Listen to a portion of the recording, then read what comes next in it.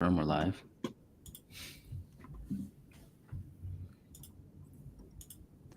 And we are live. Okay, so we're back for a Proof of Beauty podcast, officially episode number 15.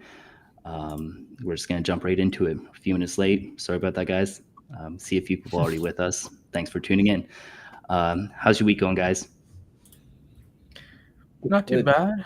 It's been another busy week, but it's the good kind of busy. So, Yeah, what is there to complain when it's good busyness? So, yeah, a lot of things we're just planning for the very very immediate future for Mana and stuff like that. So I think we announced Mana last weekend, right? Pretty much kind of announced it and then dropped a info page on Monday for the right. most part, and then the ritual page right after. Yeah, I think the timeline is a little bit murky in my head. It went by too fast. It's So. been a while since we did this Mana thing, but it's only been like pretty much a week of people thinking about it. So Right. I mean, like, Yeah. the idea was manifested on like a Tuesday, and then I want to say we started revealing it a few days later. I think once when I was like, kind of rushing to build that particular contract to make that happen. So Right. and then after we made it, it was just full steam ahead to get the first ritual live and working on mainnet. So yeah, that was quite a Right. thing on all parties. Quite a pace to pull that off, and yeah, that was frankly like by some levels quite impressive that we were able to make such a pivot occur For sure. And now it's like all steam forward with this whole Mana thing, right? Like the Mana thing, I think is I think what I think before it was a whole minting experience. Now it's that clearly went out the door. It's all about Mana and what we can do with that ritual and making the rituals as exciting, as fun as they could be. And so Right. So last week we kind of just like dove into Mana. We talked a little bit about the boost ritual. We kind of hinted at the channeling ritual. We didn't really get into it too much. yeah. I'm not sure if that's something you guys want to dive into on this pod or if you're still holding out on it. I know there's some information now, right? Yeah, we can definitely talk about everything. So far, I mean, It's the like- response. It's like I think we're almost like being a little bit reserved in the sense Mhm. only because it's a subject best experienced then I guess here's a flyer with how it works. It's like channeling. I just feel like there's like a lot of little conditions about it that can confuse folks, and so I think at least on my side we've been trying to communicate in a way that makes the boost ritual exciting as it can be. Mhm. Which yeah, and then once the channeling ritual is actually like the UI is ready and people can actually use it, I think it makes a lot more sense once it's you can play with it, you can demo with it, because it's not a transfer, right? You're not just like Mhm. ERC20 transferring Mana. It's not that, but then it's kind of like that. So then in that statement, that's already very Mhm. confusing, right? So we're delineating the conditions of our kind of more proprietary form of transferring. So, but the channeling ritual, which wasn't quite designed initially to do all these interesting things, has created a really nice, just complexity layer to the whole project, where you can stock up on Mana on cheap statues and use them later. There's just a lot of interesting interactions, and I think that's what I think we endeavor to kind of communicate now, right? Is the channeling ritual. Even if you don't get it, just know that thing opens up a whole book of interesting interactions that you can exploit even now, when the thing hasn't even been fully unveiled yet, the whole UI to channel. So Yeah, well, when we mean exploit, we mean in terms of how do you get the most amount of mana, and then you use mana for channel. You the purpose of mana is to channel it, I guess, or that's one of the. No. Wait, that let's not. That's a point of confusion there. Yeah. Mana's is a consumptive resource. You consume it. Mm. If you run out of mana, you can channel mana to a place that you need it. Mana's purpose isn't to be Mm. channeled. No, Use no, it. Channeling is an exactly. right. Like I just wanted to clarify that language. I don't think you. yes, yeah, because channel itself. I know that you know what you mean. It's just I wanted to correct that statement before it gets Yeah, misinterpreted. but even saying it as consumptive maybe is confusing in terms of the concept of channeling, because even the way you said, like, it's not like when you run out necessarily, you can still channel to whatever statue you want. There's no really concept of running out yet, right? You understand what I'm saying? So you have a bunch of commons and you channel that mana to a rare statue or whatever you want, right? Are we gonna say? But there's so right now, without a consumptive ritual, without ways to consume mana, there really isn't a point to channel yet. Right? Yeah. Like it's when the consumption starts to kick in, right? When we are not offering ritual, we're not offering more mana just freely to people. The only way you're going to be able to use your mana is to aggregate it from your collection to one place and then spend it from that one particular place. And that's what the channeling ritual is meant to do, right? Yeah. So say we do a new ritual that's like if there's no like upper cap, right, on how much mana can be on a specific token. What is the upper? There isn't. Right? There is no upper cap. You can channel up to wazoo, but like again, channeling is a commitment, right? You can't unchannel a statue, right? So it's a irrevocable. It's like a one-time transfer function to an extent. And we designed it like that because one, it would really suck if you can unchannel when you buy. Let's say I buy a statue on the open market and it's like, oh crap, it has 1,000 mana channel to it. But then the moment I buy it, that guy immediately unchannels it and effectively scammed me of thinking there's a lot more mana than there is, right? So we had to make it permanent so that if you see 1,000 channeled mana, you know when you purchase it, you're going to get all that mana to use, right? It's like there's a commitment level to that, and I think that was a two-bird, one stone. We didn't design it to do that, but it was a really nice reflection of that design where it is a permanent experience. But like one of the great kind of user stories or just like storylines you can do here is like, say we create a really, really big consumption ritual. I don't know what we would call it. It's called XYZ, and that requires 180 mana to perform, right? Common statues only have 60, unless you boosted it. So the only way you would get up to 180 is you take two other commons and you channel both of them to your third common, and that, because of the two channeling, you can add up. That's 180 mana now. Now you have 180 mana to perform this new consumptive ritual, right? So, yeah. We have not, to be clear, we haven't revealed the consumptive rituals yet. We just want to. Yes. We really even talked about the concept of consuming mana so far, but channeling itself can be understood as just transferring, one-way transfer, and a permanent action. It's like you can imagine it as a draining the mana from one statue to another, and that's a one-time action. Yeah, and I think that's where we call it channeling, right? It's like that's what it's called channeling. Like Yeah, you're directing your energy. Yeah, but that idea can definitely be understood without what mana will be consumed for and what kind of rituals we have planned coming up. So. Yeah, so right, like you can think of it like if you think there's a world where mana is valuable, then channeling is a great way to commoditize mana to an extent. It's not a full token, but if I were to own a lot of common statues, each containing 60 mana, I can sell those as almost just like 60 mana Duracell batteries, effectively, right? And if somebody else in the future is like, hey, I have the statue that I've already spent 10 rituals on, and I've already made it look as awesome as it can be, and I want to do another ritual on it, but I'm completely tapped out of mana, then he or she would have a reason to go down the market to buy these common Duracell battery statues, effectively, right? And then you buy them. We're obviously not yet clear about what is consumption or revealed it publicly, but if you believe there's value, right? Because channeling is kind of like the post-merge world way of acquiring mana if you want to do more action, right? We don't want to just be giving mana for free. We So can instead, we created this scarce kind of design.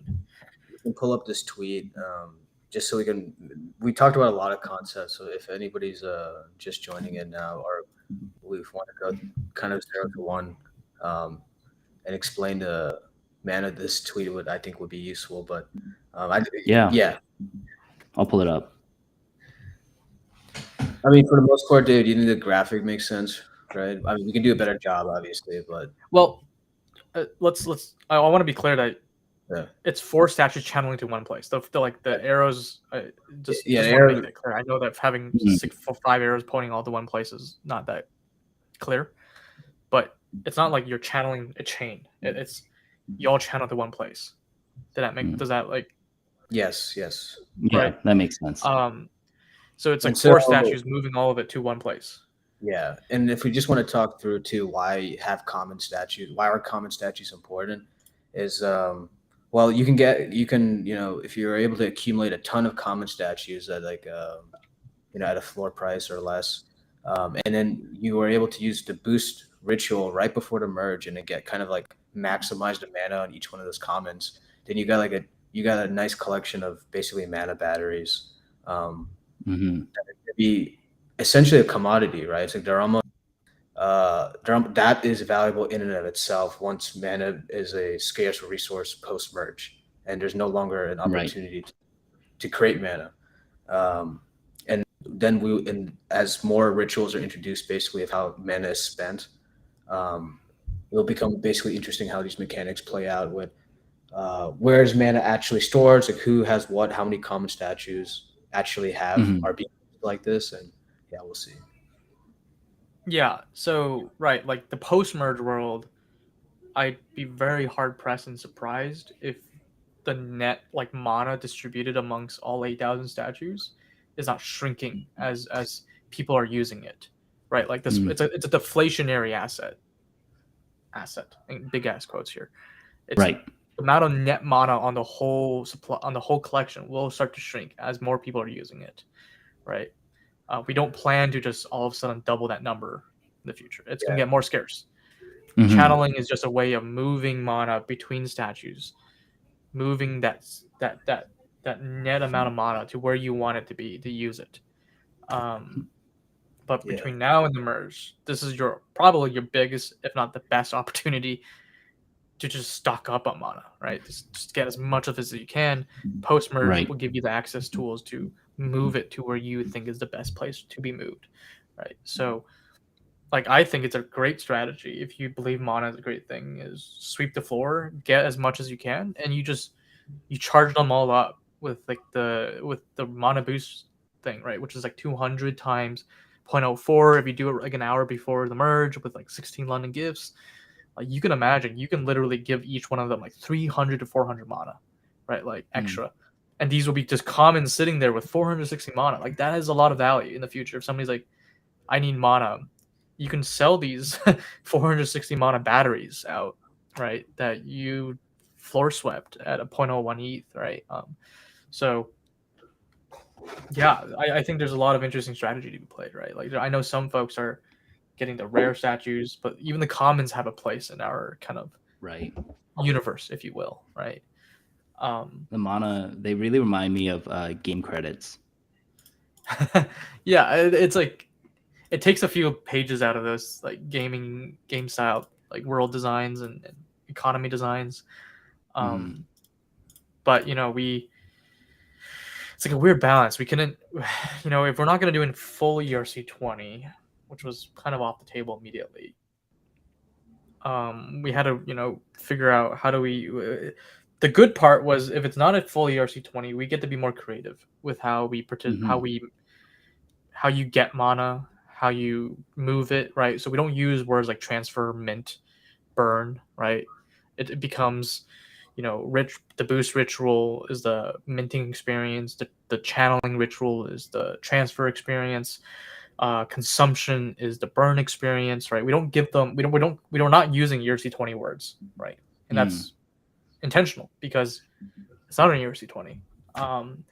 that allows us also kind of the freedom to create new rules around consumption and management of a fungible-esque experience.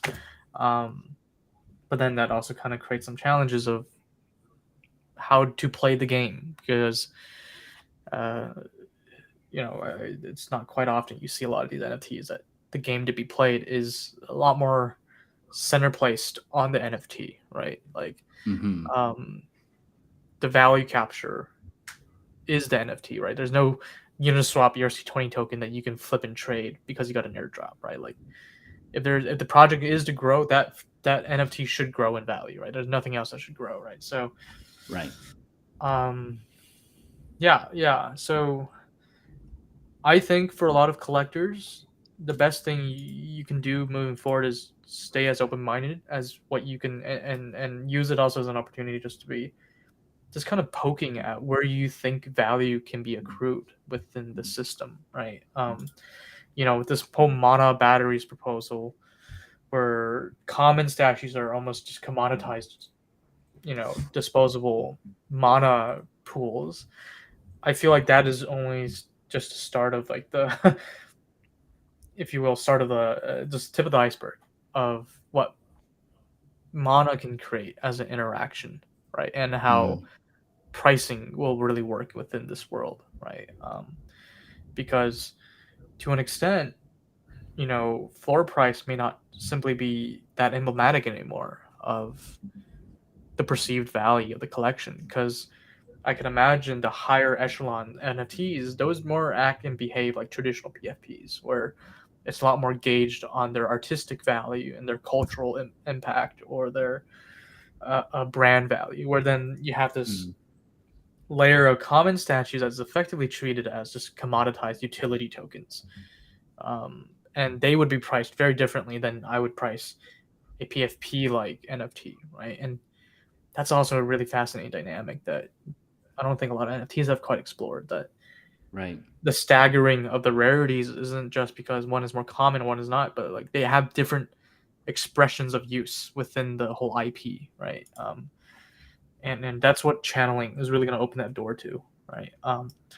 Is really graying out the area of like, is it useful or is it art, and finding that middle ground. So the channeling ritual is really exciting.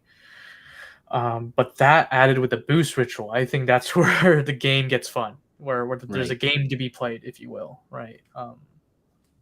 So yeah, I Yeah. do think that I do think we're literally spitting out alpha right now. Like if this is something that people are interested in, a sweep at this point for some whales is it's not that much to pull, and there's some folks with already 170 statues, 30 more Wow. comments, and you can start performing the boost, and you can be sitting on, with the project as well, sitting on, quite honestly, gold, literally gold, right? In the sense Yeah. that they have a lot of great use, right? And that's something that I think we really wanted to reinforce again and again through this pod and moving forward this week with the boost ritual, because this is your last chance, not 100% last chance, but like this is your last chance to get this much mana for free, pretty much. The future, Right. well, we may drop mana, but like we're talking like a drop compared to the faucet that is the mana boost ritual right now. So yeah, there's I think it's really exciting. It's going to be funny when post merge in a couple weeks, let's say a couple months, whatever, when there's going to be like a real elite class of statues with like 1,000+ mana, and there's just going to be a couple that were like maybe 300 mana or 360 or whatever it is, right? And I can only imagine if we have some collectors out there that have 170 statues, there's going to be some out there that have an insane amount of mana. And as you were talking about creating gold, if there's like a real monetary correlation, that's going to be pretty interesting to see where that gets priced in. Yeah, it's gonna be really interesting, right? Like, where I've always had a challenge to reconcile with, where like there's like Bored Ape collections where there's like, I don't remember the top number, like there's like about 2,000 to 3,000 unique collectors. That means that largely, statistically speaking, most people actually have more than one. Right. And there's this in my eyes, as you as a collector, if you own 3 Bored Apes, like what is that relationship? Like which one is you? Like if you're gonna personify one of them to be your brand, how do you Mhm. choose beyond just aesthetics? Where we actually have an interesting design where if I own 20 statues, there is a really directive relationship within the product, within the NFT itself, where like this statue is my main character. These 19 statues is the supporting cast of the one statue that I intend to ritual it up so much that that people will know that that one's rare. But I had to use up 19 statues to get there, right? So there's like a Mhm. interesting, very natural segregation of like, I own 30 statues or whatever, but amongst these 30 statues, a few of them are very, very, very special to me. Not just because of aesthetics, but because of the commitment I made to them, right? And Mhm. that makes that relationship much more, I think, just intriguing to me in general, where we aren't like telling people to not whale the collection. Where in fact we're supporting people to whale, because when you do whale, you get to exploit these channeling behaviors really well. So Right. um yeah, I don't quite know exactly what kind of behaviors and how people will relate to these NFTs, but I think just by that principle, there's a lot of interesting ideas that can happen where people will treat their collection of NFTs very differently from one to another based on how they want to play the strategy of using mana and distributing mana to where they want it to be distributed to. Um, Right.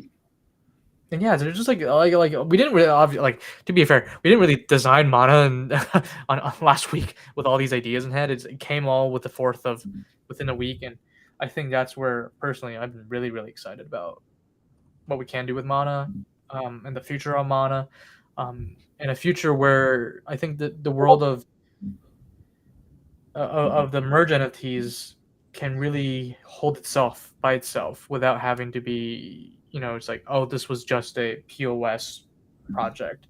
No, this is a world that has a game that has a story that was correlated to such a massive event in our history, but can stand on its own because its world has its own complexities, kind of qualities Right. of beauty, right? So, um, yeah, I think that's I'm kind of excited to kind of have folks kind of teach us almost about how does Mana change their relationship with each NFT, and um, I think it's kind of undeniable. You gotta the more I like spend time in this space, it's like it's undeniable that there's always a financial part of your relationship with NFTs, right?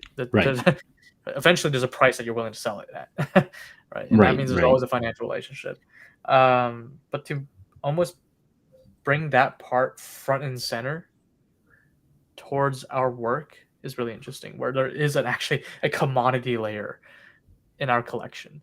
Where like I think we talked about this a few streams ago, where we were like, all the big boy NFTs, they're all like, we don't care about the floor price. We don't care about the floor price, right? They don't care about this or that, whatever, right? And they, to be fair, they can say that because they're in a position they can say that because they have so much money already Right. chock full of within their business that they don't have to care about floor price. But for us, I think it's so interesting where the floor price is a very symbolic value because I think our floor price will represent this commodity layer that is Mm. supporting the artsy layer on top of it that people are using to create and perform interesting rituals.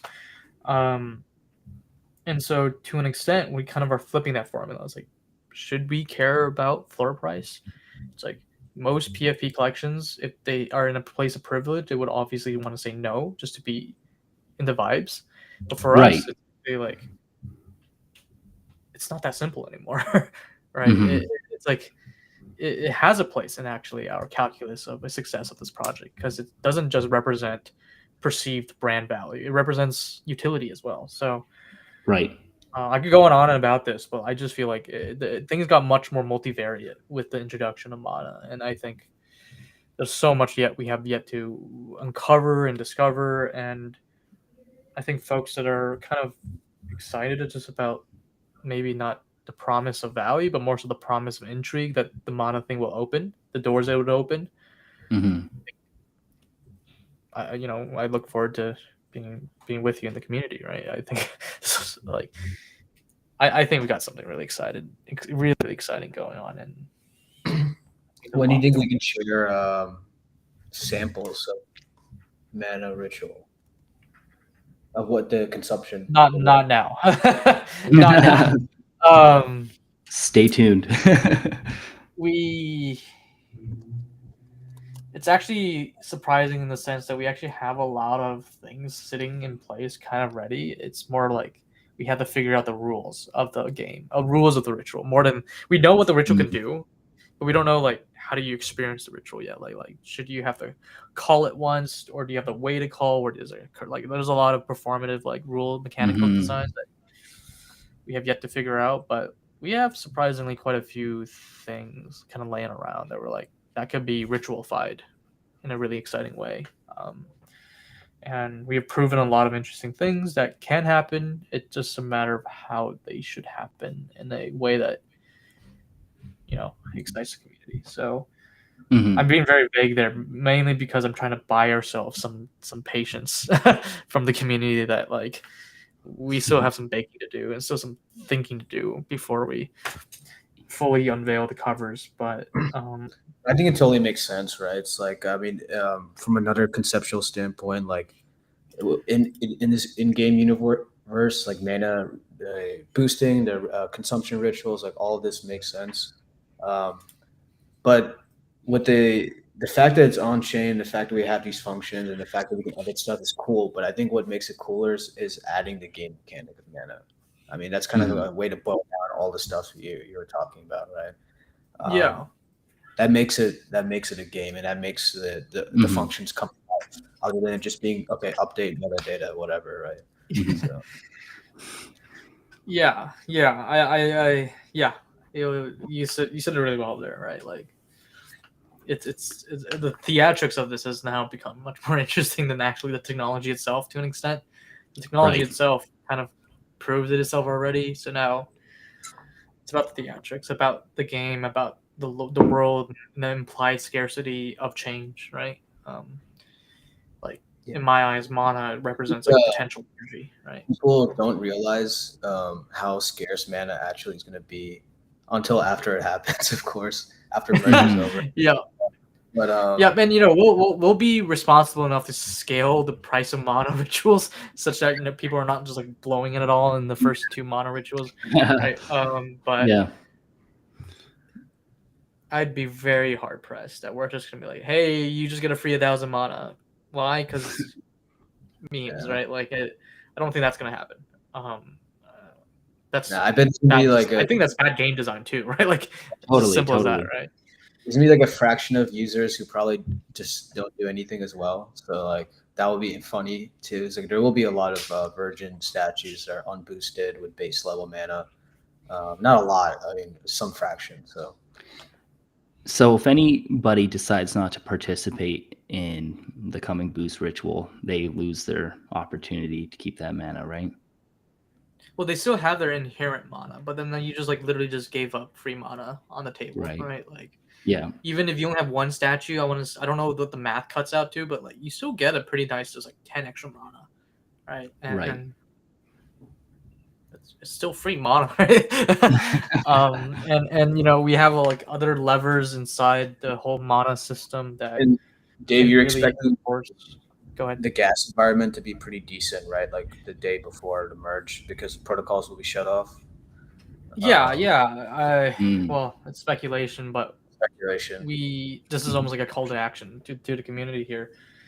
If we can all come together and boost within the hour before the merge, a lot of other DeFi protocols have frozen their withdrawals or their actions. Only a few exclusively are active.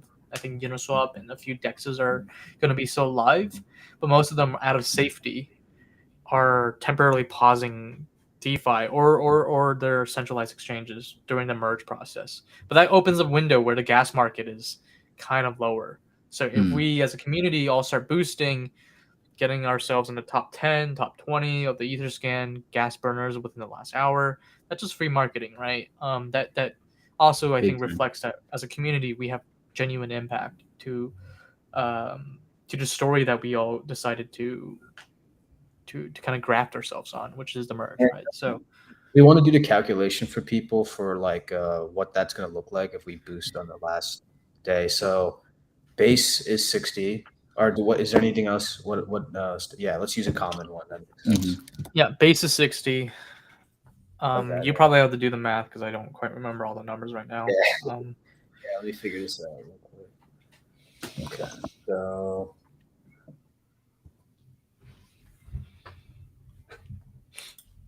But yeah, and then maybe like come, whenever the hell the withdrawal happens, we can do something exciting with mana again, like to celebrate that without creating a massively new collection. I don't know. We'll let the future tell us what we really want to do. But the book is open now. Like it's one, we are in a bearish market where we're not seeing like 200 GWay averages every few hours. So Thank God. doing mana consumption is a little bit more reasonable. But I also think for a lot of projects that do have on-chain like parts of their project, like the Wizards, like Ruins, they have like an on-chain library. But I think one of their big problems is there's no monetary gain for putting things on their on-chain library, in the sense that if I were to spend $100 of gas to do it, my NFTs don't all of a sudden increase in $100 of value, Right. because that library is fully independent from their collection. The collection doesn't change. Whereas for us, I think, again, we have to design our rituals correctly. If they're designed correctly and I see a statue and I can immediately tell that a ritual has been performed on it, and this ritual took some amount of work and consumption, it indirectly can justify, the gas cost of using mana in general, right? Which for one, it's already cheaper than a ERC20 transfer, because the ERC20 transfer has a lot more functions to change. For us, it's literally just a virtual token, so we can cut out all the gas that the ERC20 would need. So that, plus the fact that we're going to design rituals in a way that should enhance the base level value of your, like the artistic value of your NFT, you express it, how it expresses itself. I think those two combined should make, a future where people are like kind of sitting there like, should I spend $2 of gas to perform a ritual or not? Makes that a little bit more justifiable, right? Where if I do spend that $2, there's an expected value that my thing could be worth a little bit more, or whatever, right? So I think that's something that I think we kind of happened upon with our with this project, that a lot of other projects, simply because their collection is fully off chain, they can't change that metadata. It creates that problem for them, right? So that the only way they can create on-chain interactions that actually have economic value tends to be, again, airdrops, burning events, or staking events, right? Because that's the only thing they have control over. But I think we got access to effectively the whole gradient of other shit we can do, right? So yeah, so that's like one of the weird, like the gazillion variables I think we're trying to assess when it comes to building the right consumption rituals. Like, we don't just want you to consume just for the memes. Like, we want to have the right design where it prices the mana well. It creates a utility for mana that makes mana scarce. It should be recognizable on the statue metadata that you sacrifice something to get to that look or that metadata. But then not be too intrusive that it makes a statue not look like what you bought from day one, right? So there's a lot of like just conditionals that we have to meet to make the right consumption ritual. So that's why I think we're also kind of being a little hesitant to show exactly what we're thinking, because we don't want to. It's really easy to bungle it up. It's really easy to screw this up, because you could be like, oh, this changes too much, or it's priced too low, or whatever. There's just so many things that you have to get right to get a good consumption ritual out the door. So,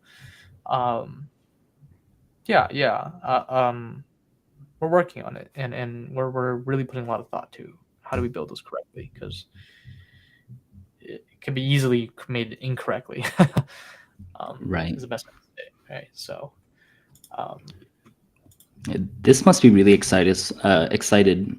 Sorry, for the artists that we're working with to be able to see a continuous iteration and improvements on the project. Yeah, I mean, to an extent, the Mon idea was kind of inspired by him. Hmm. Uh, that was really exciting, just by that principle. But you know, the artist kind of thought about what can we do further, and this whole magical concept came to form and Hmm. really kind of started to blow up. Moving forward, I think some more visual stuff can be added. Hmm. Like new, Hmm. just literally just new pixels and new art can be added. All the doors are open. I think it's on our side. It's a matter of like the economics a little bit. Whereas like, Mm. is a project doing well enough that we can bring back the artist and make it worth their time to do it? If not, we are generative artists. This is pixel art. We can exploit the lines of Right. code and also the art. And I some of us do have art backgrounds, and maybe we can't pixel smith as to the quality of our artists who made the art, but we Hmm. can fill in some of the patches to an extent. So um yeah, so like it's like things are gonna be really interesting because like we're also gonna be opening up the temporal axis. Like there's going to be like these are not gonna be static images very soon. There's going to Mm. be animations added.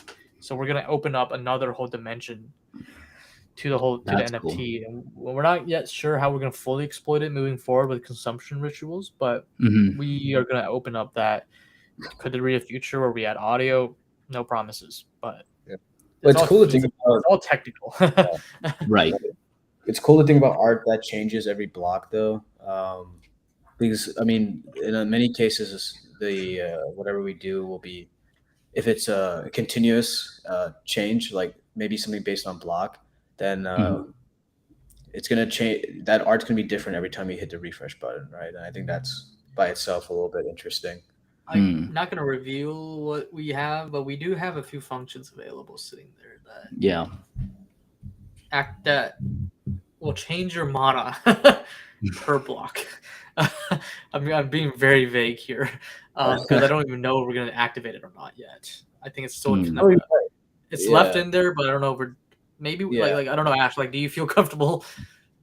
yeah. I mean, we made it depends. It may be a ritual in itself that makes sense, right? Depending on Hmm. Hmm. how this Sure, yeah. shapes up. But for example, we can increment or decrement the mana every block, probably decrement. We already But have yes, we already have that function sitting in. yeah, it's already there. But Um, the important part is that, right? It's like it's artwork that every time you hit that refresh button, every second it's going to be slightly different, right? And that's as real time as on chain as it gets. So Mm. yeah. yeah, Yeah. yeah. Like we have a lot of backdoors, is indirectly implied here.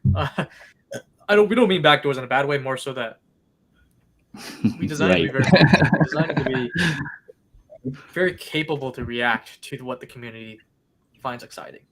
Right. Which, if you think about it, most IPFS collections, they just don't have the access of tools that we do have access to right now, right? So it's a good thing. I think backdoor has a really Mhm. bad impression, so maybe that's not the right way to say it. We have access to a lot of things that we can change, Yeah. and also we have a computational bound that we can really access because I measured it. We still have like I want to say I'm gonna have to use the numerics here, but currently, if you do a token URI call for our metadata on OpenSea, it's about 130 million gas. Within the safety parameters, we should be only using up to about 300 million gas, 300, 400 million. So we still have like Yeah. quite literally double to triple amount of computation left to juice up your artwork, to add more interesting Mhm. stuff, to change it based on the block. We're not limited there actually. And so really the limitation comes from what do we actually want to do that makes sense creatively. Technically we're Mhm. actually like Yeah, and fully in access, these right? like whatever on-chain actions a end user has to take are extremely lightweight compared to what most people, or Yep. pretty much anyone in the NFT space is used to, right? Because again, it's mint, transfer, burn. These are all high gas actions. We're just talking Right. about like changing small variables and then doing a bunch of computing just on the simulation. And it's So trustless, Mhm. right? Like once we deploy Mhm. it, you don't need us to give you permission through a DApp or whatever, right? I think there's quite a few designs, and we have done this ourselves as well. Not to imply yeah, that it's not a bad design, but like a lot of things they would have, like you need to sign, like we have to sign a sign a package authenticating this is in fact a correct action, and yeah, just verifying a signature and sending it on chain costs a lot of gas, right? And we don't have to do any of that because the system that permission. verifies is the very system on chain, right? Yeah, Um, it's already permission. You don't have to worry about signatures and shit. So and kind of sick. like two is Mm. like I do know some IPFS collections will do like IPFS file swapping. So you sign a package and that allows you to swap the IPFS like hash to a new one, and that gives you state change. But That that gives you a new requires UI. hash. The owner of the collection or the artist needs to already know that hash. That's a key Yes. limitation of these designs, right? And Yeah. it's like once you stop thinking of signing things, it's just like it's a huge headache has gone out the window. Yeah. Yeah. And that implies, right, just like, you know, unless a ritual is designed to be temporary, like the boost ritual, where we actually have an off switch. If a ritual is designed to not have an off switch, even if we as a company have not somehow decided not to exist, there's really nothing about the system that would fail. Like Hmm. it's full. You don't need a private key from us to sign a piece of data, or our infrastructure to give you some form of an IPFS asset, right? Like the whole system that you are participating is already sitting there, public, readable by anybody, and accessible by everybody. Um, and it follows all the NFT standards. So, assuming standards don't change, we should be good to go. Um, yeah, so that's like it's like a weirdly very permanent game. And it's And I fitting think Right. that's art concept too, right? Like that's why yeah, your brother or the artist chose statues, right? So yeah. that makes sense. And I think like having that time horizon makes the game session feel so much more interesting. Where I think when you play traditional games, you sit down and you play a multiplayer game. Eventually, in a few hours, you're done, and that closes your session to an extent.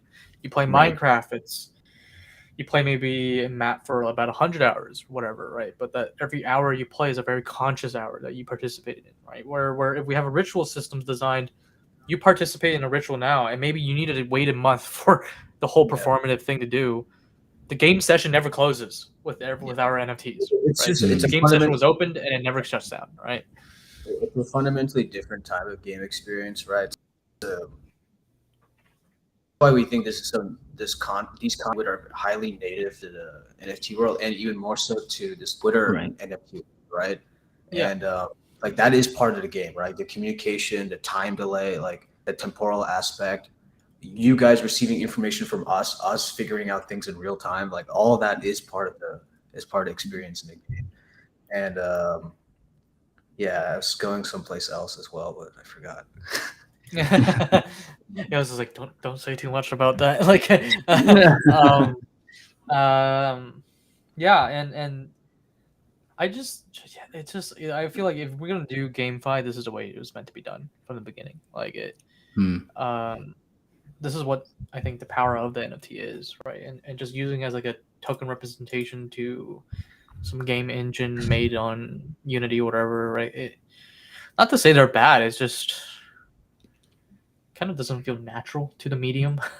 Mhm. Mhm. So yeah, and then like we've had cases where like Assassin's Creed recently said like the devs like were like shutting down servers or patches or whatever, right? And so those games are forcibly sunsetted. Where I think for us Mm. it's like we can be game designers where we're like, what if we built a ritual that takes 4 years to perform? Not to say that Mm. we'll do it, but like that's on the table all of a sudden, right? Like if I was a dev at like a AAA game studio making Call of Duty, you're probably not going to think that far, right? Because you're like, well, shit, there's a new Call of Duty that has to come next year. I just Right. have to make a good game that lasts for a year or two, right? Yeah. And that, I think, just we have a different creative medium now, right? Yeah.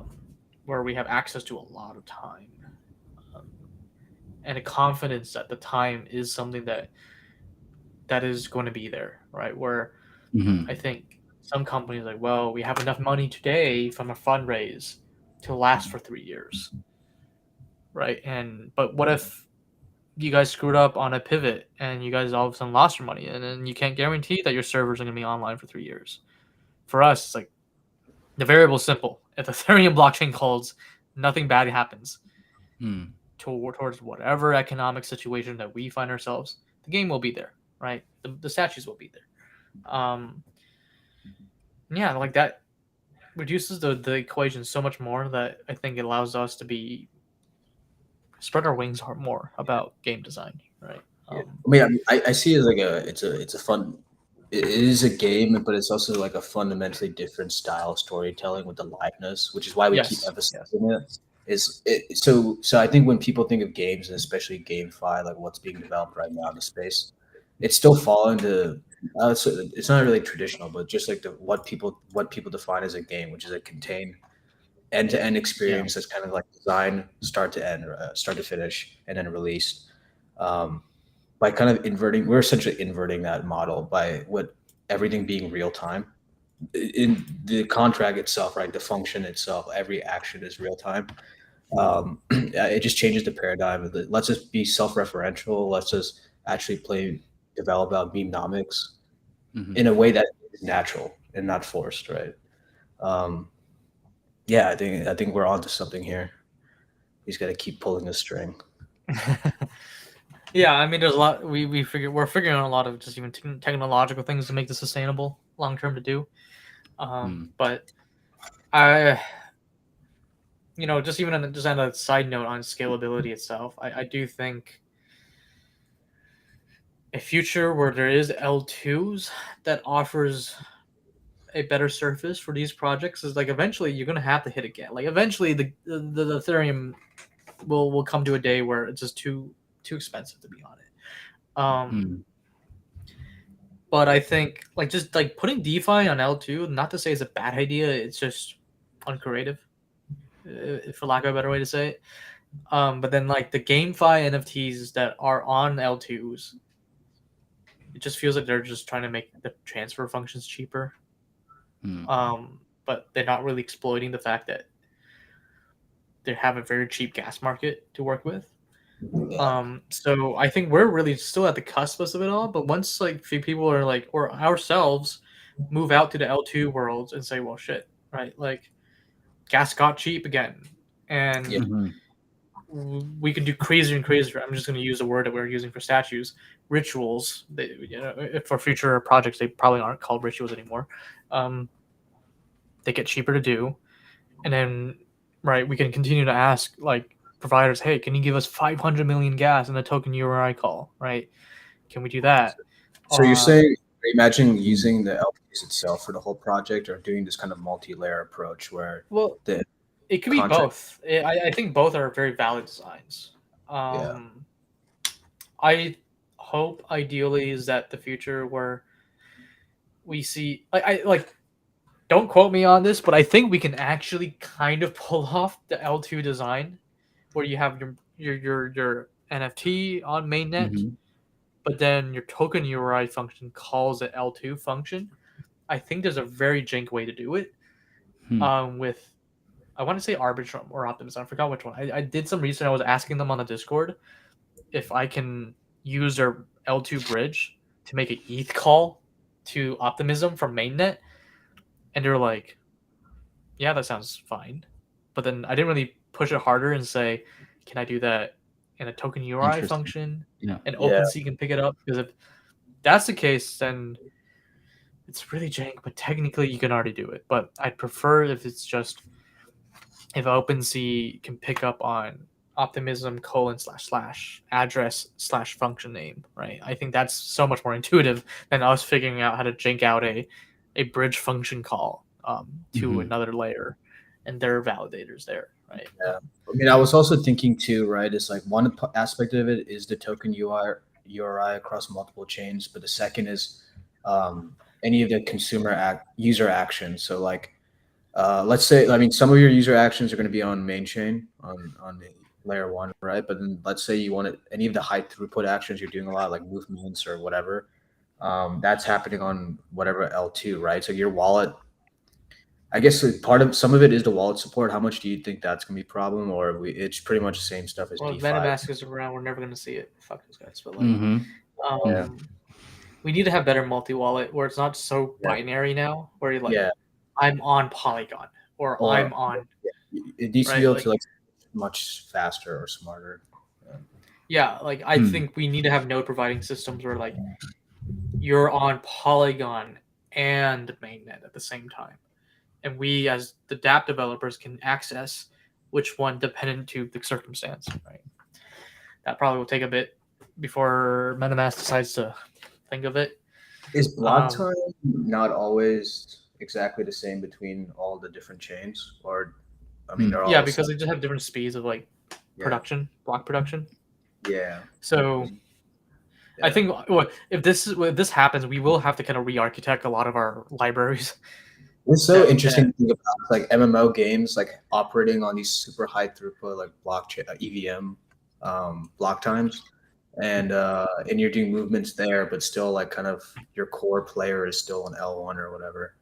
That's it's just interesting. Yeah, to think so it's gonna be interesting in the sense that like, I think it's all predicated upon will there be a future, a genuinely powerful future where NFT economic value gets migrated out to the L2s, as in like, will there be a day where like the highest floor price NFT is on Polygon and not Bored Ape, right? If that could happen, that's what I'm saying. Are we talking like- about the same thing here, right? Because like, do we even need high value? Do we even need any NFTs on Polygon if just we're only looking for a specific function, like just movement or like, in let's say MMO game.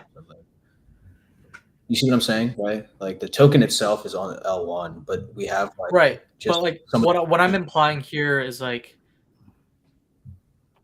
what if the market just was like, I don't care if it's on an L1, the L2 is fine, and like was willing to price it at 300K a floor, right? Then like at that point, then as creators ourselves, we're like, why would we go to L1 if the economic money will still roll in on an L2, right? Like clearly we're not there yet in the markets, right? But if that does happen, So then if we were to, I guess, like rewind back to like, okay, let's say people do care about L1 provenance and all that stuff. So, like, do you imagine a future where, like, as the NFT creators, we have a bunch of fallbacks? Like, okay, here's like all of our renderer contracts, and here's all the duplicates on like every L2. And like it's a huge fallback list essentially. they'll probably have some extent of that. Yeah. You see what I'm saying, right? Yeah. I think like it's gonna be how exactly this L2 world decides to, like, how the cookie crumbles, right? Like, if they always are in a world where they are fundamentally inferior to the L1s when it comes to economic value capture, which probably will be the case for a very long time, then we as developers, and especially in a bear market, will probably have to responsibly create and sustain a business by using L1 economic vectors, right? Capital markets, and do this hybrid design. But like, say that isn't the status quo anymore, then I'd be totally fine to be on an L2 if that means we can get the economic benefits of being on an L1. And as developer, as a team, we do find a responsibility to be due diligent about which L2 we go to, right? Like we probably won't just choose a L2 that's literally just 5 people on AWS using free credits to sustain a chain. We'll probably go to the ones that we feel the safest on. But I don't really think people care about provenance of like the metadata. Like if they did care, then they would have. In terms of the cost, like, do you think it's cheaper to run a chain on AWS and try to run like an MMO type of user base on that versus running just a normal service a game company would run? What do you think is cheaper? Well, I think just running the service would be cheaper and faster, right? and Definitely. faster because you're not VMing it, right? Yeah. Because you don't need Yeah. portability here, right? You don't need to have your logic be portable to another computer or another global machine that runs the EVM, right? So Yeah. I'd imagine you could just run closer to metal. Yeah, unless you made a really crazy MMO that you just gets like a lot of people wanting to. Yeah, Yeah. it's like because also like Solidity, it's fine, but there's a lot of crap in it that like a higher level language can do and Solidity can't do. There's a lot of shit in there that is designed for its application within the EVM.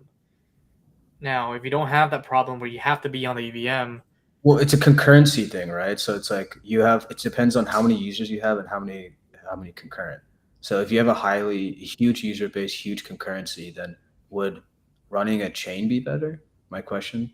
I don't really know, but that's beyond my understanding of like the backend world. I know that somebody told me something about like synchronization of actions. It sounded quite a bit like just blockchain mempool shit, but like more described in like a what do you call it? I mean, Gaze have A figured Web this two out. way. Yeah, so it can't be that far off, but interesting to think about the economics there of how that would play out. That is interesting. Yeah. I mean, Just obviously, imagine, it's like, all. you could be closer to metal. Why aren't you closer to metal? That's like my But TLDR there. Like, like being closer to metal is just more efficient to run, right? yeah, I it's don't just a know. trade of that sovereignty thing. So. But then, like, I feel like Flow blockchain is just effectively a game service, a server as a service. Yeah, to an basically. extent, right? More than it's a blockchain. But then it just Right. has a lot of blockchain-like flares. Even flares is a very strong word, I think, to describe that thing. It gets me wondering. I wonder if there's going to be like terminology we use in the future that like differentiates between a blockchain like that versus like a home of blockchains or like an Ethereum sized blockchain, for example. Yeah, I think there would be. If not, there's kind of like whatever the hell those app chain things are. Like I still don't quite know what those are. App chains. Um, Interesting. from what is that? Cosmos. Cosmos has those app chain things where it's like a chain per application. Effectively, chain per contract is another, I think, way to think of it. Now, I'm quite a consensus minimalist. I have zero freaking clue how you created a consensus protocol that actually can sustain like effectively federated EVMs. And so like even I'm like kind of like sitting here like thinking about like the sharded world of like ETH2. I'm like, how's that all gonna work for us as devs? Like what chain do we deploy to now? Right? Like or what do we connect to? Or how do we, because like clearly right now like MetaMask is not budging or no wallet is budging. Like nobody like sure it's cool and then all in theory whenever Vitalik tweets it gets a lot of likes and shit about this world of ETH2 like sharding, but like when it comes to application, I don't think anybody has a vision of actually how do we go to a future where Compound has to have like 8 versions or some crap, right? On all the shards. The people who are reading Vitalik's tweets are not the protocol developers. They're just like fanboys. They're just like hyped up for like lower gas fees. Hell yeah, but I don't know if it's like you said, right? There's not a necessarily even clear path of how that will work. So. Yeah, and I just don't feel like there's a lot of people like thought leading right now in that direction where we're getting guidance as creators. It's like, yeah, in this world where there's a lot of L2s and L1 shards, and like we're not just even seeing like L1 shards that are equal. There's going to be future L1s that have a slightly modified EVM that is more designed for a very specific use. Like there's gonna be L1s where like, for example, like the STOR 1 or 2 gas costs will be absurdly cheap, but then like adding or subtracting will be absurdly expensive. So what does that imply? That L1 is specifically designed for storage, mass storage.